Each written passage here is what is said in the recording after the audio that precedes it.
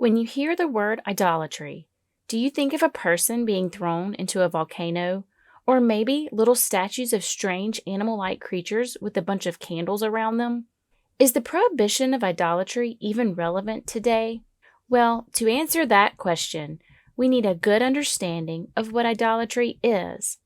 In short, idolatry is an act of misusing or misunderstanding the world which God created. It is also viewing God as less than supreme. Let's explore this.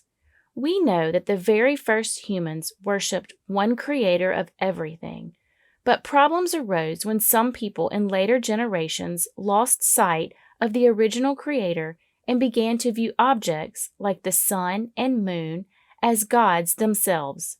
They also thought the forces behind natural phenomena, such as the changes of seasons and weather, were the result of their god's happiness or unhappiness. Scientific advancements now prove what the Torah taught ages ago.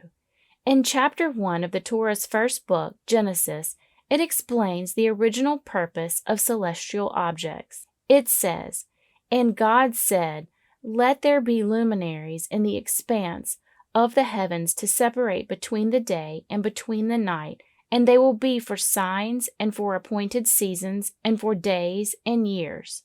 The sun and moon never had any intrinsic power to change the seasons, and they do not undergo a death and rebirth each day as many people used to believe.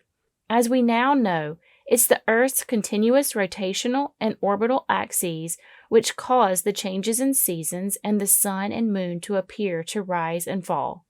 The sun does not fail to burn itself out because it's a divine being, but rather because it's composed of gases which cause a continuous nuclear reaction.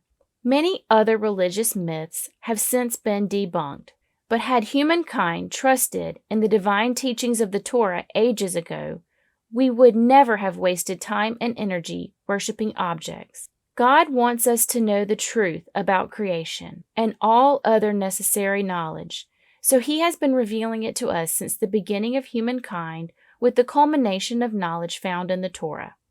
Did you know that neurotheologists have discovered that we, as humans, are hardwired to seek out our source of existence and to honor what we discover? They refer to this as the God spot in our brains. When left to our own devices, humans tend to make inaccurate conclusions about the Creator, leading to the worship of false gods. God is displeased when we waste time and energy worshiping His creations. He is also displeased when we worship Him in ways He did not instruct. God wants us to honor Him and only Him by keeping His instructions, also known as His commandments. He is unwilling to share the spotlight with other gods, not because He is prideful or jealous, but because there are no other gods. At this point, you might be thinking, but no one worships objects anymore, so we don't have idolatry today, right? Not exactly.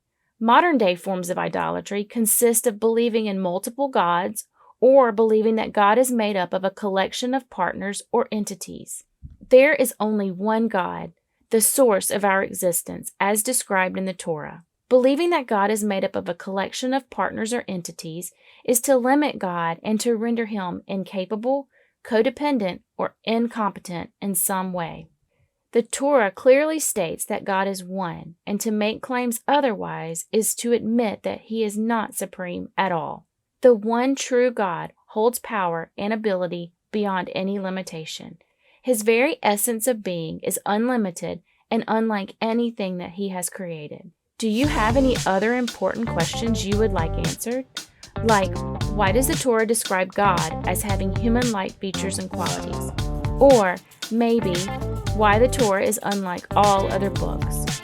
Well, find the answers to these and many other questions by visiting noahighcommunity.com. Please subscribe to our channel and see more videos like this one. And thanks for joining us on another episode of Learn It by TNC. We're dedicated to making the world a better place.